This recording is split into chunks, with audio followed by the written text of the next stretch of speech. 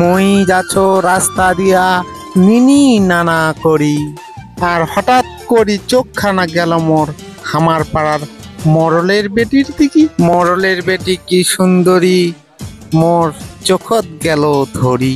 মিষ্টি কইরা হাসি দিয়ে মুখ পাগল কইরা দিল। কি টানা টানা চোখ দুটি আর এই মিষ্টি ঠোঁটের হাসি। ওই হাসি দেখা হঠাৎ করি গেল মোর প্যান্টটা খুলে। দাঁত তো নয় যেন মিষ্টি মাছের কাটা। হঠাৎ করি পা পিছলে মুই গুয়োতে পড়িয়া গেল। মোর হাতখানা তাকাইয়া দেখো গুয়োতে পড়িয়া আছে। আরে মরলের বেটি মোক দুহাত ধইরা মিষ্টি কইরা ডাকে। হাইরে মরে পোড়া কপাল, কি করি মুই এলা। ঘাসের উপর হাতখানা মুই মারি দিনু ঠেলা। কি সুন্দর হাসি তাহার, কি সুন্দর কথা।